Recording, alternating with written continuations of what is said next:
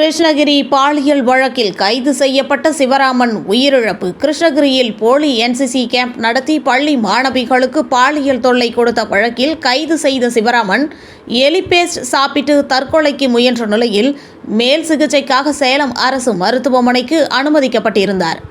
இந்த நிலையில் சிகிச்சை பலனின்றி இன்று காலை 5:30 மணி அளவில் உயிரிழந்துள்ளார்.